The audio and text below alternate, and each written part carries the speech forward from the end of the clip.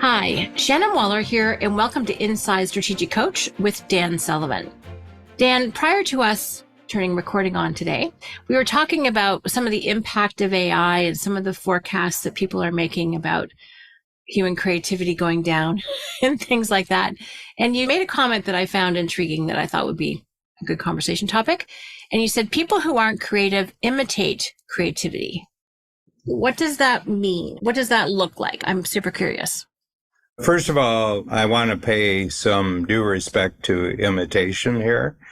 And that is that the two timeless ways of learning in this world and improving yourself is observing other people's performance that you admire and then imitate that. Yeah. And the second one is repetition.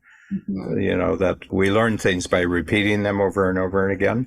But I would say that we're social creatures. So somewhere in the past, the human species pulled off something that none of the other species did, certainly not to the degree that we do it. And that is that we use our brains to access the uniqueness of other people's brains. There are some animals, we call them smart animals, because they seem to not just be the way that they were patterned by their genes, but they have the ability to spot other behavior and sort of learn, dogs being one of them. And I think dogs are, the closest companion animal to humans, probably more so than any other species. And we know that there's marine life, especially the dolphin family. Killer whales are porpoises. I mean, they're porpoises. And they end up as entertainers, because they learn new things. And it's very entertaining for people to be in the presence of animals that learn. We like things that learn, and we have technology now, the new AI, artificial intelligence, that's now available for individuals to work with, where before it was big corporations or big government had artificial intelligence, but now it's available to individuals. And I think the thing about this is that imitation, whether we admit to it or not, we all imitate other people's performance, that we ourselves wish we had that quality. We wish we had the level of excellence and really the uniqueness. But the interesting thing about it is that if you're a creative person and you come across someone who's more creative to you, you do imitate, but at a certain point you make it your own and you're no longer imitating. You've created your own form of imitation. And I think what the imitating person does and for how long they do it tells you whether they're just an imitator or whether they're creative. Ooh, I love that. It makes me think of coaching, Dan. Like I learned to coach from watching you, the other coaches as well. But at some point, I'm not the same as you, right? I've created my own style and structure and flow and perception, all the things that really works for me, as have all the other coaches as well. Well, there's a point about that. I know that the coaches, people who are people who are already strategic coach, associate coaches, and yourself and Kathy Davis and, Christy Chambers and Maureen Sullivan, they imitate me, and they watch me, but I've never watched them. It's true. People say, why have you never seen any of your coaches coach? Because when they're the coach in a workshop, I don't want them to think about how I did it. I want them to be themselves and respond to it because I don't want imitators. I don't want imitators. No, I want creative people. One of the people I've been very influenced by his performance, not another coach, it was a basketball player, Larry Bird. And I just admired how he seemed to have a sense of what every one of his other teammates were doing. Most players are out there, what am I doing? And he was out there saying, what are we doing? And how do I make them better? I didn't even make the basketball team when I was in high school team. I don't have basketball skills, but I have an appreciation for someone else's skills that I can translate over and put them into my world. Mm-hmm. So I'm at the point now with the free zone where I've made everybody else in the room into a coach, into a creative coach, just through the structures I've created. I think I'm learning more from them than they're learning from me. Yeah. There's a player who's from Serbia, and he was the most valuable player in the championship finals. Their team won. His name is Nikola Jokic. And quite frankly, I think he's the greatest basketball player I've ever seen in my life. And he's like 6'11", and he's 280 pounds. And he can shoot and he can rebound, but he's a phenomenal passer. And they say, you seem to have an approach to the game. And he says, either I'm open to score or one of my teammates is open to score. If I'm not open, I find the teammate who is open to score. And there's something I love about that. Mm-hmm. So he's playing the whole game of basketball. He's not just playing his part of the basketball. He's playing the whole team. And I love that, But I've translated it into my own, where my unique abilities, I've taken the pattern that I see in him and I've translated it. Mm-hmm. Yeah. I mean, they're probably the most talked about political individual of my lifetime, where the people who love him talk about him and the people who hate him is Donald Trump. And Donald Trump, I think, was the owner of Worldwide Wrestling before he became a politician. And he noticed that the dynamics of Worldwide Wrestling, which is all rigged and rehearsed, by the way, always had the hero and the villain. He always had the hero. And he took that model, and when he entered politics, he just inserted the model on the political scene, and he was the hero to all the people that the villains were oppressing. And I said, what a neat thing. He's turned politics. I mean, politics is usually very boring. Even the people who hate him can't stop watching him. Mm-hmm. Entertainment. Yeah. He obviously was imitating something that he picked up, but he turned it into his own creative form. And some people, not every strategic coach client votes the same way that I do. And they said, I can't stand the guy. I said, yeah, but you can't stop watching him, can you? Yeah. And I said, I love him. And they said, why do you love him? I said, well, he's a thug. And they said, he's a thug. Why do you like him? I said, he's our thug. The other side are all thugs. We never had our thug. So we've got our thug, And not only that, but he's an entertaining thug. There you go. Yeah. And I think about creative people, they can be polarizing. There's musicians that I totally respect their musicianship and their creativity, and they're not people I want to listen to. No. Right? But I respect their creative take on whatever it is that they're doing. Yeah. Mm-hmm. But I take my inspiration from all walks of life. And historically, I mean, I've got lots of heroes from history.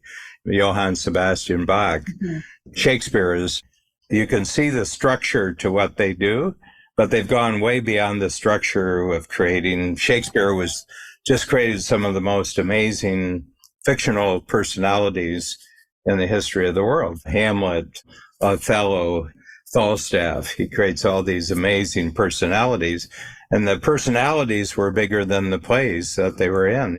Johann Sebastian Bach had this thing of counterpuntal. He would have two opposite tunes that were in harmony with each other. And I said, yeah, it's like the strategy circle, you take a vision and you have the obstacles, and you take the vision and the obstacles, and they create a new capability. I said, I love that, Mm-hmm. Mm-hmm. So imitation might be where we start, but it's not where you want to end up. And it's interesting, Dan, because there are people, apparently, I don't know any, but there are people who are brilliant painters, and they can take a masterpiece and they can imitate it like almost exactly. And you think, oh my gosh, why don't they take that, instead of trying to duplicate something and rip it off, why don't they create their own? But they're missing that. They're not creative. They're not creative. So that's one of the examples. Yeah.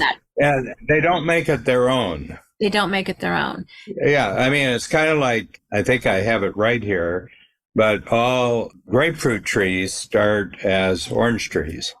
Oh, I didn't know that. They're grafts. They have a orange tree starting and they take a graft and they graft it on. And because the root structure of orange trees is stronger than the root structure for grapefruit trees. Oh, okay. That's interesting.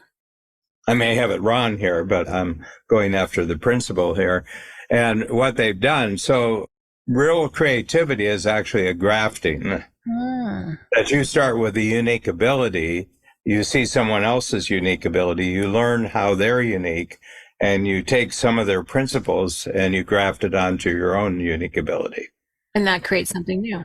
Yeah, and that creates something brand new. The combination of their uniqueness and your uniqueness creates something totally new. Awesome. So it's imitation as inspiration. Yeah, but what happens if they're just imitators? Right. Well, then they're thieves. Mm-hmm.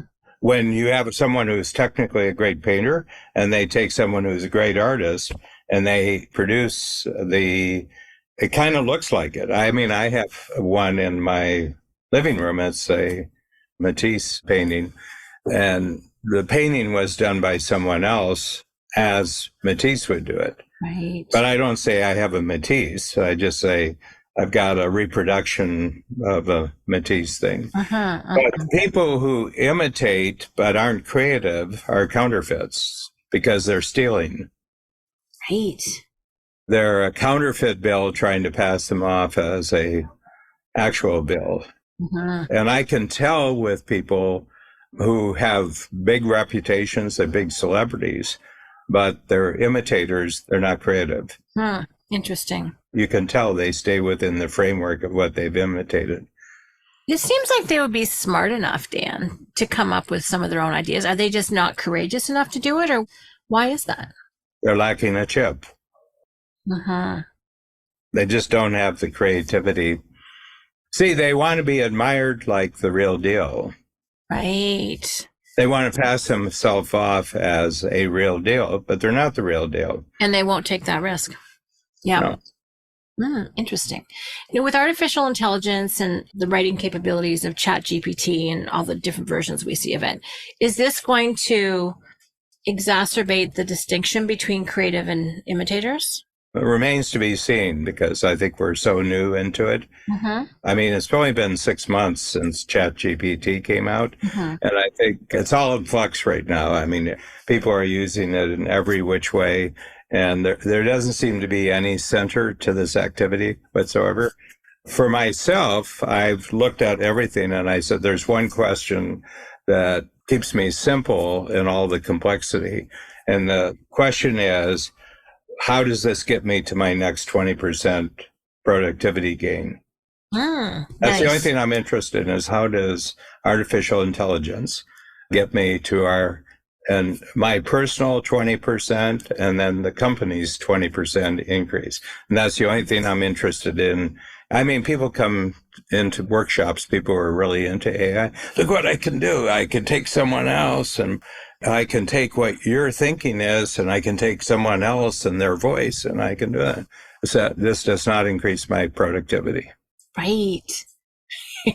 So I've handled AI for the rest of my life. It's always, where's the next 20% increase in productivity? I don't care about anything else. I love that. It's interesting, Dan, there was an example not that long ago where I'm very clear that ChatGPT, to use one version of AI, is really good at language. It has an excellent vocabulary and its pattern recognition. It's really good at that. But what it's missing is the ideas. Yeah. And if you don't put in compelling ideas, you get a lot of well-written, meaningless information. Yeah, it's flat. What I look for is energy, and it doesn't have any energy. Right. It's kind of cool. It's kind of cute. It's kind of clever, but there's no energy. It's like the difference between clever and intelligence. Yeah, really creative humans have an energy to them that is as unique to them as their capability. They just have this energy. You can just feel the energy. And it's an active energy. It's not a captured energy. But I've seen things, and they're very clever, They have all sorts of apps, or you just put in the prompts and you say, I want you to take these 10 paragraphs and write them as William Shakespeare would write them, with a certain rhyme sense. and everything like that. And bing, 15 seconds later it comes out. But there's no Shakespeare there. Certainly not. Yeah, there's no Shakespeare there. I mean, there's no energy. I think we'll respond to it without our knowing it or without actually being trained to do it. Mm-hmm. You're going to just say, no. Like there's this thing where you can create totally human-looking faces. And when Hamish MacDonald, our cartoonist for our quarterly books, he just creates 15 different human faces, and then he cartoons from those faces. And the reason he does this, he doesn't want to cartoon from any particular human being's face. Right. I says, can you show me the faces? He showed me the faces, and there was no energy in any of the faces. It's like we've been to presentations where they have a animated, not real person doing the introductions. And I said, when I talk to men, they say, this always reminds me of my first wife. Oh, dear. Kind of naggy, just a slight snarky attitude, and everything else. And I said, I don't think this is a jump forward. I think this is a jump back. That's interesting. Yeah, because I know exactly the example you're talking about. There's something missing. Well, they're a one-trick pony, And if you deviate from the script, they're off in the weeds. They can't go on creatively at all. Yeah. I mean, humans throughout history have gotten good at detecting counterfeits. And it's counterfeit. It's counterfeit. Yeah. Yeah, it's counterfeit. It has no value. It could be entertaining, but it's entertaining the first time, but it's not entertaining the second time. Real creativity is entertaining continually. Imitation is like teaching a dog how to do card tricks. Mm-hmm. They're not very good at it, but you're amazed that they can do it at all. The first time. Yeah. After that, you're like, why are you wasting your time? Yeah. Oh, my goodness. I mean, first of all, a couple of things I've gotten out of this conversation is that, imitation is actually how we learn. Repetition is how we learn. But it's important to kind of riff off into our own directions and make it our own. But the other point, Dan, and if you just think about a regular conversation, you don't always know where it's going to go. No. And it's that human intelligence ability to respond. My daughter called up a bank to resolve an issue, and AI was quite clearly talking to her. She goes, oh, it was AI. It was so frustrating. It kept giving my balance. And what I finally wanted was a human. It couldn't answer the questions the way she was asking it. And it will get smarter.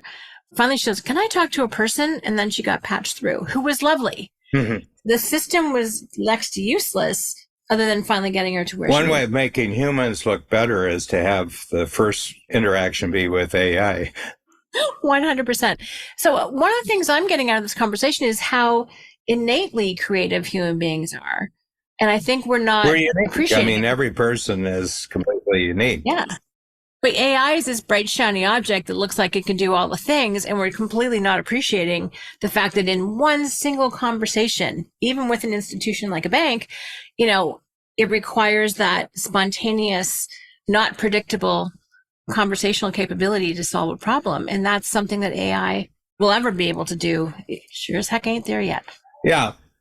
Probably an old technology that took the world by storm when it was created was mirrors, actually fairly accurate mirrors, flat surface, and it just reflected back actually where the person was and what their face was. And I think that the craze about mirrors was as much as we're seeing the craze with GPT. It's a mirror of a certain sense. Nice. We're looking into it and it's taking us back, but I can tell almost immediately when any written communication or spoken communication to me is AI, someone reading something, and I said, this is AI, isn't it?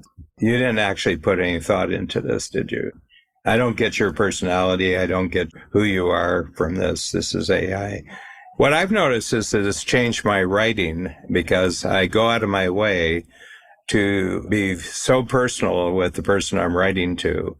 There are things that I know about this person that aren't written down, everything else. And I always refer to these things. And I've noticed my whole personal communication has become much more specific and very idiosyncratic. I've stopped using proper grammar like Peter Zion does. He'll have a phrase like, he wants to make a point, and the phrase is all the way to the end.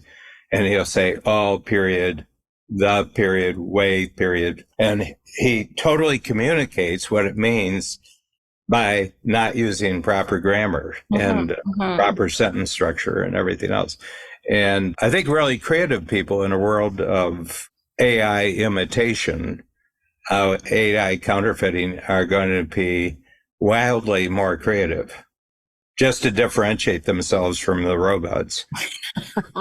I think so too. And I think it will shine a spotlight on human intelligence, human creativity. All of that original works, original thoughts will become actually much more valued and much more appreciated because of the volume. Yeah, I think there's going to be some interesting court cases. We're doing a lot of work with the Patent Bureau, and I think that there's going to be new differentiations, fine distinctions being made out of this, that they say, this is a derivative, this is not the real thing. So I think our senses, our human intelligence is going to jump up a notch in being able to differentiate between authentic and derivative and real and counterfeit. I just think we're going to get smarter as a result of this, but not in the way they're saying we're going to get smarter. Ooh, yes. Our thinking is going to get smarter because of the machine intelligence. And that's what I'm seeing already, because I only like real. You and me both. I only like real. And my ability to spot real from fake is much sharper with each passing decade. My senses and my filters are a lot sharper at almost 80 than they were at 70, which were more than when they were 60. I don't think I'm unique in this. I think everybody, as they go along, we have a name for it. It's called wisdom. Yep. I smell a fake. Gord Vickman, who's our podcast manager here, he was saying that he screens a lot of people who want to have podcasts with me or someone else in coach. And he says, I can tell there's something off about it. And if there's anything off, I just say, no, we can't do that. And I think he's just expressing that his senses of being able to tell a real deal from a counterfeit, or they're trying to scam us in some way. They're trying to attach our name to their show so that their show can have the stature that they see that we have. Even with all the internet scams, someone tried to rent us a house they didn't own, which was interesting. I call it spidey senses. My spidey senses are just little inconsistencies, little things that didn't make sense. And I think we'll be trusting our instincts on that. I mean, human beings are really good at surviving threats. This is how we got this far. If we see something that's not real, I think we'll get more capable and more finely tuned in that discernment. Yeah. So another thing I'm taking away is this is a new bright, shiny object. It's a mirror that's reflecting back at us, but really lean into that human, lean into the creativity, create your own stuff. Don't borrow, don't steal. There's lots of new opportunities for new things to be created regardless. So this is fascinating conversation as always. Thank you, Dan. Thank you, Shannon.